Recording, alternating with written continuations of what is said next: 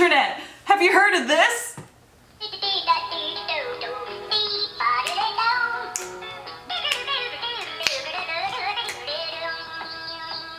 Like, objectively, that It's slaps. cute. That's cute. Here's where you might be Canadian. Have you heard of this?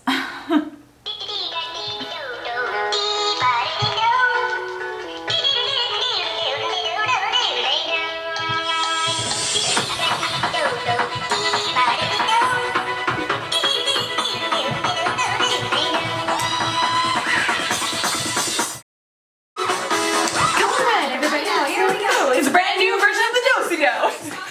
And clap your hands, come on everybody, it's the hamster dance. Step in time to the beat, hey, you don't even have to move your feet, just now turn around and feel the groove. So, here's where we get into the fascinatingly Canadian and unexpectedly sapphic and beautifully romantic history of the hamster dance. 20 years of hamp, baby! Yeah!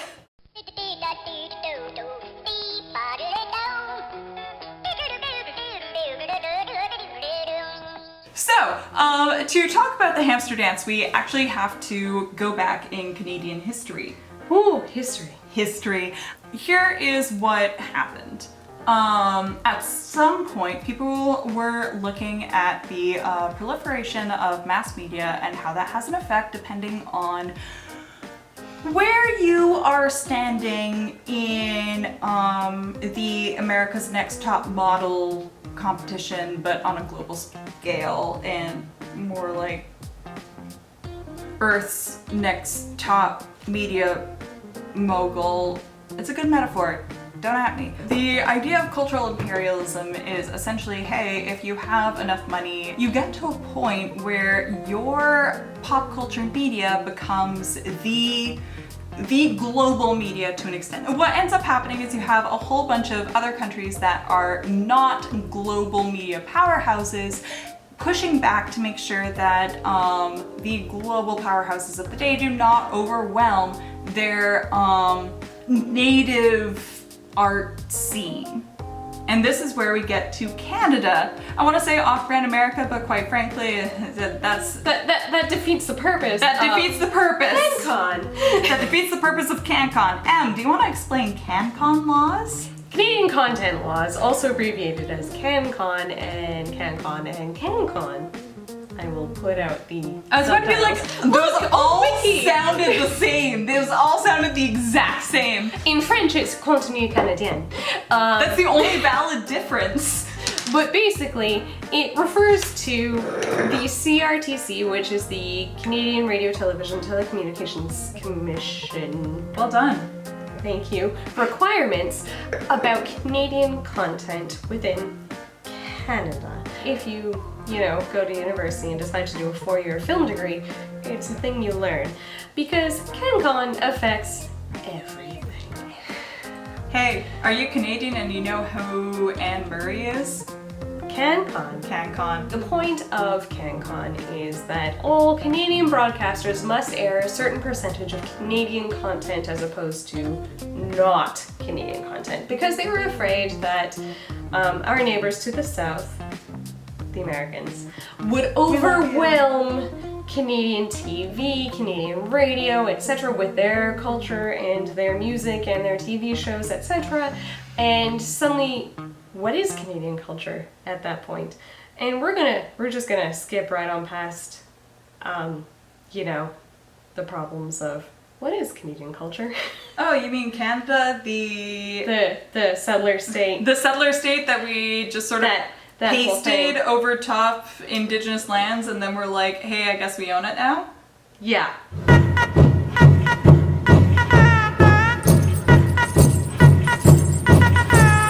The point is, a law was adopted in 1971 to ensure CanCon, Canadian content, and depending on the year, it increased going through the years based on either whether it was like radio or TV, etc. There was a whole scale situation. If you want to look it up, just Google CanCon and it'll take you to the wiki that says Canadian content. Anyway, we're gonna focus on the radio version, which specifically applies to music. Basically, starting in 1971, they wanted a 25% total of anything that was played on the radio to be Canadian content. And then once you hit the 1980s, they wanted it increased to 30%. And then as of 1999, early 1999, they wanted it increased to 35%. So by 1999, most commercial radio stations licensed since then were playing about 40% Canadian content to not Canadian content. So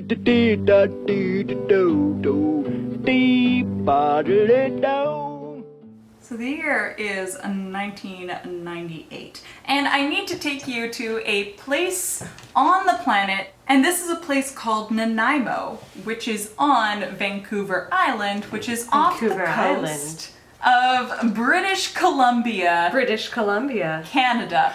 The most important thing you need to know about Nanaimo is Nanaimo bars. The perfect Nanaimo bar with a baked crusty bottom, a lovely custardy filling, and a chocolate top. Enjoy. Imagine it is the year of our Lord 1998 and you are Deirdre Lacarte and you are 37 years old and you are a martial arts instructor, but you are also a student of the arts. The arts. The arts. At some point, Deirdre and her roommate, best friend. They were roommates. They were roommates. Oh my god, they were roommates.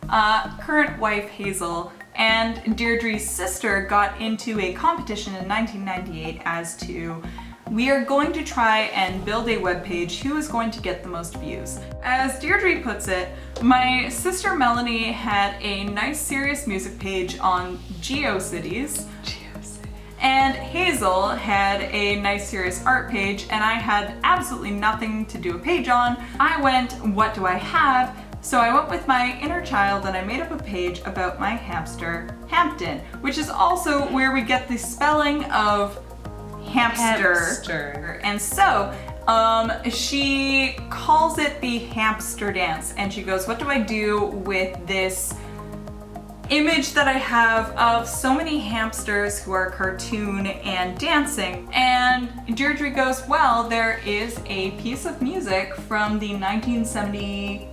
Is it 3? I think it's 3. Disney's Robin Hood. And that is where we get to a piece of music called Whistle Stop.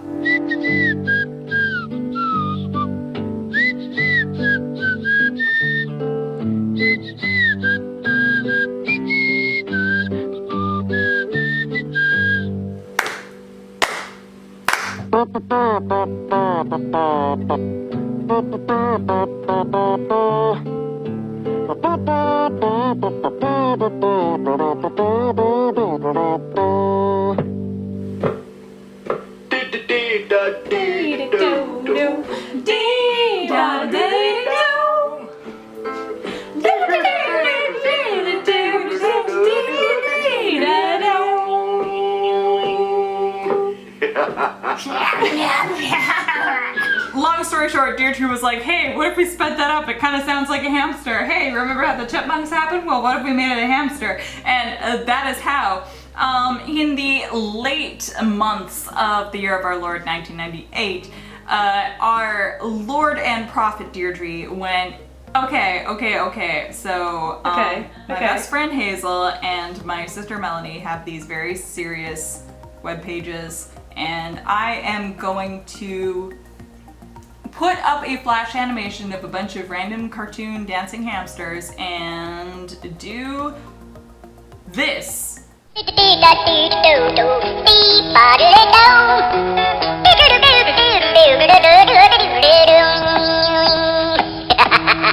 that happened, and by December 31st of 1998, at 800 views, 800 singular views. 800 whole views. Deirdre goes, you know what? Yeah, I think I won this contest. Melanie and Hazel are, yeah, you got it. All right, you got it in the bag. You got it. And she's like, fantastic. I can rest easy now. But then 1999 happened, and Oh, And then we boy. party like it's 1999. What happened in 1999 was a few things. People kept sharing the Flash website to their friends, family, co-workers, and sworn enemies, I have to assume, and then they would pass it along.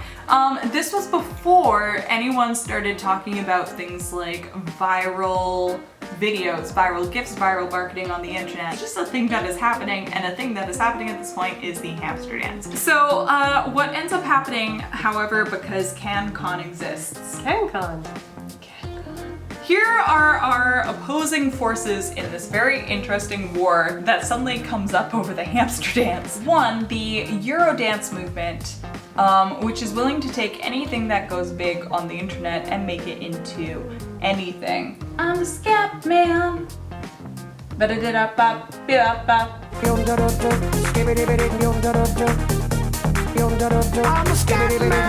So during the Eurodance craze, I don't know if we have time to discuss the band Corona that did This is the rhythm of the night.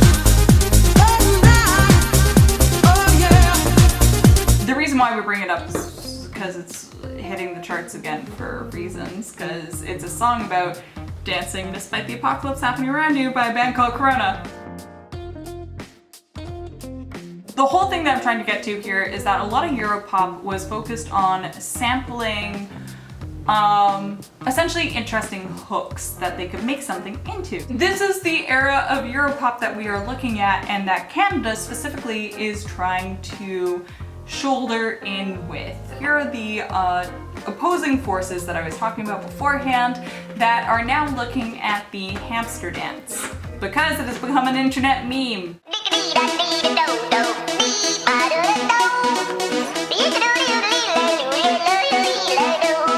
Eurodance goes, we can take basically anything, sample it, put a beat under it, and turn it into a dance song.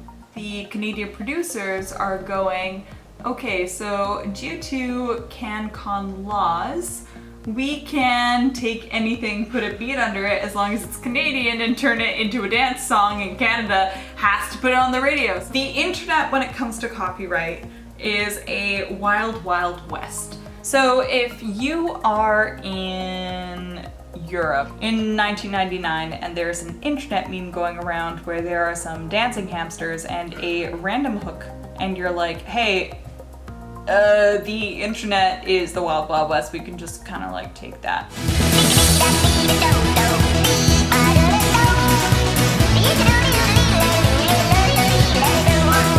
Cuban boys come out of nowhere and they're like, hey, it's on the internet, it's ours now, we're gonna make a UK hit.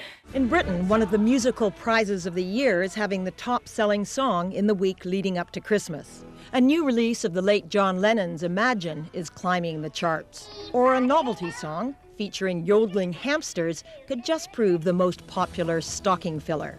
And then Canada, because, okay, here's where we get into the simultaneous storylines, is that in 1999 in Canada, a media group called Big Fun Media went up to our heroes, Deirdre and Hazel, and were like, hey, we want to make something out of this. This is where we get into the wine takes, because I do not want to double, triple check the CBC article to see what all that was about, but essentially they were like, we've got our in-house group called the Boomtang Boys, which I think you would only know if you are Canadian and listen to. You could be my squeeze toy.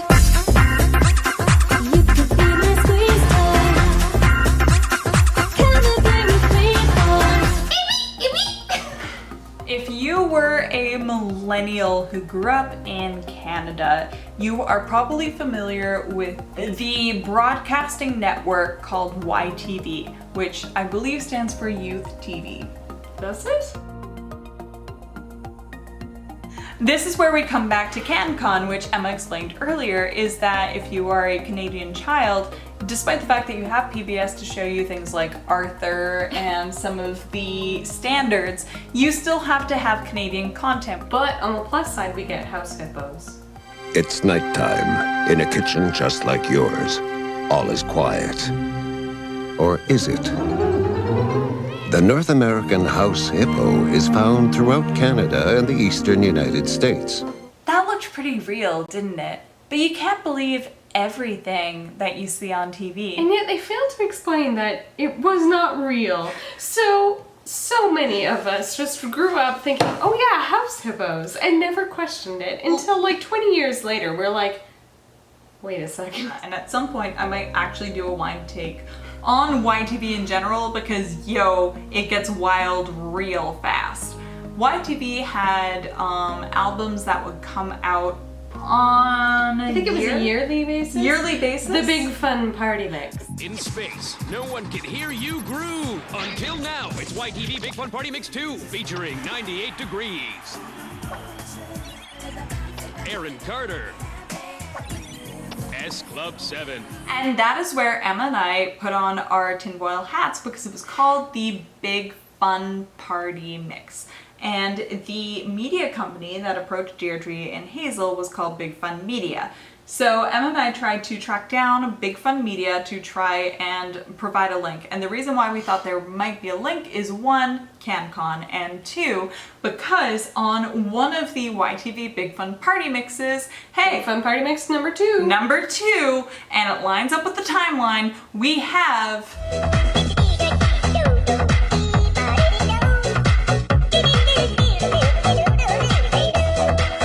I need to stress that from this point on in the video, we had camera and battery malfunctions, and in the meantime, we had obviously more wine. Here's where we're at.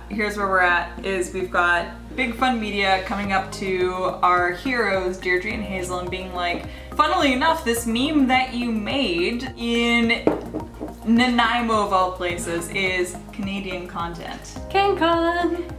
At the same time, you are over in, as it turns out, Britain, wanting to get in on the Eurodance scene, and you're like, hey, this random meme that got big on the internet is free game now, so we're gonna make a song out of it. And the song that ended up being made was by the British band called the Cuban Boys. And the song was called Cognoscenti versus Intelligentsia. And here's where it gets complicated. So you have that, which hits the charts in the UK, close to #1, while Big Fun Media in Canada is like, how do we make something out of this? And suddenly Eurodance comes out and they're like, well, we're already getting money out of this. So Big Fun Media goes, okay, but you could not account Mr. Cuban Boys for our response to you, the Boomtang Boys. Boomtang Boys was slated to take something out of the hamster dance as it existed and turn it into a song. While they were still negotiating that was when the Cuban Boys came out with their version, and Boomtang Boys and Big Fun was like, what the hell? Either by lawsuit or by CanCon, Big Fun Media and Boomtang Boys went, you know what, we can still profit off of this, so we are going to do our version of the Canadian-born hamster dance. Hamster dance. And here is another fun, hilarious twist on all of this, is that when the Boomtang Boys, through Big Fun Media, decided to make their faux Eurodance hit for Canada and wanted to sample, obviously whistle stop, slightly sped up, Disney went, no, we actually don't sanction this. Surprise, surprise. So the Boomtang Boys version of the hamster dance, which is licensed under Hampton and the Hamsters, they had to re-record the actual hook of the hamster dance for their song Hamster Dance. And that's how we got the hamster dance.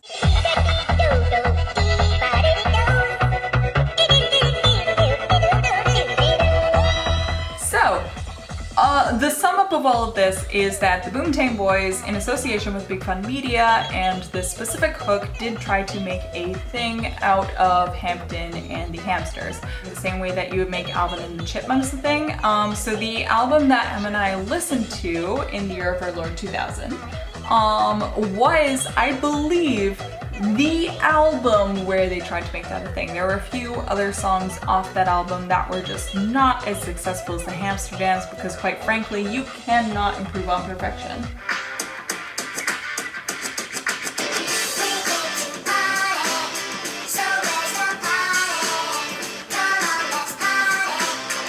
All of this to say, 20 years ago, a amazing human being from Nanaimo, BC, BC being our province, Nanaimo being hop, skip the puddle jump away, made a meme to try to dunk on her sister and her girlfriend of the time. Got famous, was like, what? CanCon was like, we can take that and make something out of it, while Eurodance was like, we can take something and make something out of it. And CanCon won because the CanCon laws are like, yo, we are legally obliged to play the hamster dance. So therefore, you must dance to the hamster dance. We will put it on our YTV Big Fun Party Mix and therefore entrench all the children. 20 years later, if you are to listen to a version of the Hamster Dance by Hampton the Hamsters that was originally Boob Tang Boys under Big Fun Media, I'm just saying it is the definitive version. It is. Written by an amazing woman at the end of the day who married her best friend, Hazel, and therefore the gays own the internet. And yes, when I was 6 and Emma was 9, we danced real hard to the Hamster Dance.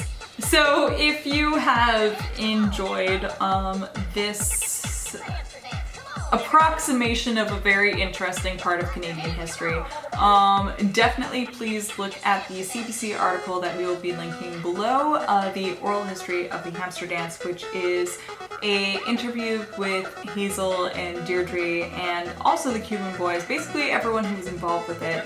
Please take a look at it. Fantastic article. This is basically just a giant love letter to the song, to the origins, and to the person who made it all happen.